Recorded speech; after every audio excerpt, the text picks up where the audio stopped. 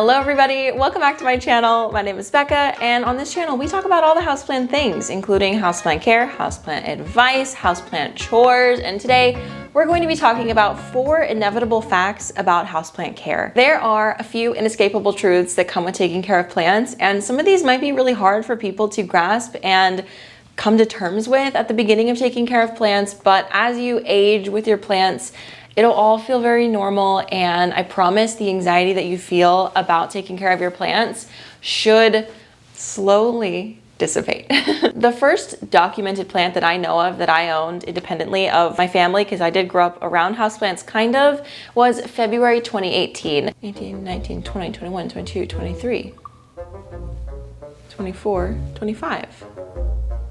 Wow. That makes 7 years of taking care of houseplants, which is actually insane now that I count it all up.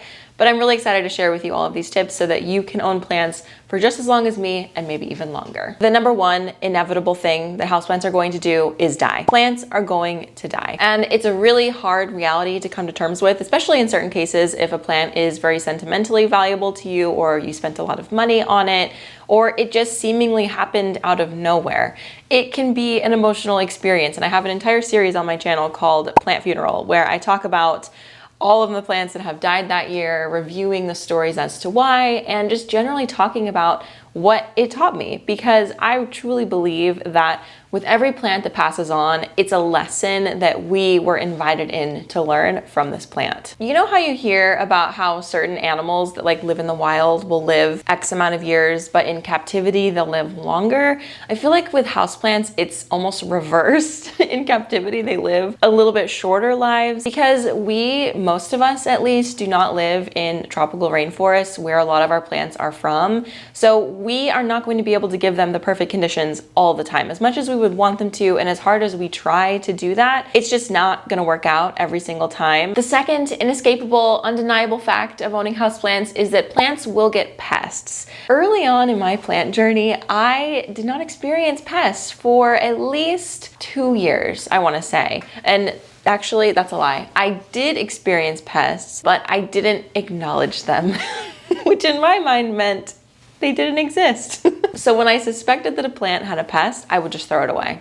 Instantly, it's gone, it's out the door. I knew that pests existed, but I put absolutely zero energy into learning anything about them. So honestly, if a plant just suddenly went really wrong, I just tossed it, and I assumed it was probably just a pest, and I just wasn't ready to go there yet. But then the inevitable happened, and I had a really bad spider mites outbreak while my friends were in town. I've shared about this a lot on my channel, if you know the lore, but Adam and Nicole are my 2 plant best friends, and they helped me figure out that I had spider mites on basically every plant in my collection, and I felt so defeated. It was a really big emotional thing, and I did share about it in a video on my channel here. I'll link it down below if you guys are interested in seeing some raw emotions of my first houseplant pest breakout. And it was a little dramatic. I got some comments being it's really not the end of the world, just get over it or whatever. It felt like the end of the world. It really did, because I had never acknowledged that this was happening before, and I felt really at a loss of what to do to fix it, because some of my very favorite plants had spider mites, and I knew that if I didn't take care of it, they were going to die.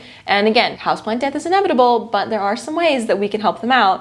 And I just went to work to fix the pest problems. And ever since then, I've had spider mites so many times. Now when I get spider mites, I'm ugh, okay, get out the spray. It's just so normal now. I had a resurgence of that emotion, that shock and oh my gosh, what do I do? 2 Septembers ago, I had thrips, and it was a couple months after my baby was born, and it was just really unfortunate timing. And it wasn't a super bad thrips outbreak, knock on wood, I never have to deal with that again, but I probably will, because pests are inevitable. Where do they come from? Well, they fly in from outside. If you bring in a new plant, you could be bringing it in with your new plant. If you walk around in a greenhouse and you brush up against a plant that has a pest, and then you come to your house and brush up against one of your plants, it happens, and it's out of our control. But what we do have control of is how we take care of it from there, how we react. We can decide what plants feel worth it to keep if you want to get rid of plants, if you're overwhelmed and it's a lot of plants that are infected. There's lots of methodical, simple ways to take care of pests, and I have an entire pest care video and several pest vlogs that you can check out if you want to see my pest process. But it's gonna happen, and whether you acknowledge it or not, it's still happening. And people who tell you that they've never had a pest are like straight up lying to you or themselves, because I genuinely do not understand how that's even possible to have never had a pest. Like fungus gnats are a pest. We've all had fungus gnats, okay?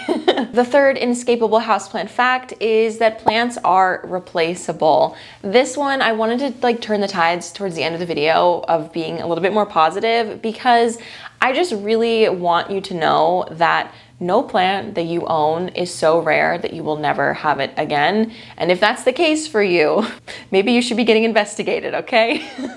You will find that plant again, whether it's tomorrow or next month or next year or 5 years from now, you will find the plant again. And what I've noticed in the 7 years that I've been collecting plants, oh my gosh, it's been 7 years. Plants work on a trend cycle. So a plant will first be introduced to the social media world and it's a sensation. Everybody wants it. So it's very expensive. The price skyrockets. Like a great example of this is the pink princess. Like actually there's many examples of this. The Monstera constellation, even the Monstera albo, the Pilea peperomioides, all of these plants that start off as being this like houseplant sensation, and then all of the science things start happening with houseplants. As it does, tissue culture starts happening, people in the community start cutting their plants and sharing them, and then suddenly, within a couple years or even in a couple months, the plant is suddenly much more accessible. It's at a lower price, there's more of them.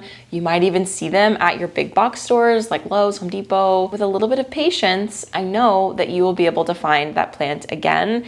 And I was saying in another video that one of the most exciting and fun parts about owning houseplants is the acquisition of the plants, like going out and searching for them. And honestly, I miss that part of being so new to houseplants, like having never owned all of these plants and not knowing anything about them. You're kind of just like not jaded by certain plants. You haven't learned yet. And I think that's such a beautiful thing. I don't say this like as a negative or as a condescending thing, because we've all been there. But I just look back at my sweet time owning these plants that I decided after that one plant I would never have it again. And it's just sweet to like look back at the curiosity and the excitement that I had for all of these new plants. And it's good to know, like, as the years have gone on, that I've seen those same plants multiple times. Even the ones that were considered rare at the time, they were never actually rare, they were just commercially rare. But even if the plant is commercially rare, you will find it again. And it might just depend on how much you want to spend and how much time you want to spend looking for it, but you will find it again. And the last inescapable fact about houseplants is that they will surprise you. I have had several plants in my collection just look horrible, especially after like a pest infestation, like a really bad one. When I had thrips, my Monstera constellation got it pretty bad, and I really didn't want to lose leaves off of it, but that is one of the most effective ways to get rid of thrips, is just cut off all the leaves. But I just cut off little sections of the leaf that looked like it had, like, you know, the infestation, and I was so shocked at how well it pulled through. And I would say that one was a group effort, because definitely it would have died if I didn't intervene. But it's just really cool to see plants go from being like on the brink of death to thriving once more. And I think that's the beautiful thing about owning houseplants for multiple years, is you get to go through that with them. There are several plants that I bought very, very small that are now quite large. And the opposite, there are plants that I bought really large that are now super small, and it's due to health problems, neglect problems, whatever else was going on in my life and the plant's life, but I still have it. And there are some plants in my collection that I'm actually pretty surprised are still around. And something that is so exciting about houseplants is that it's different every day. You never know what they're going to do.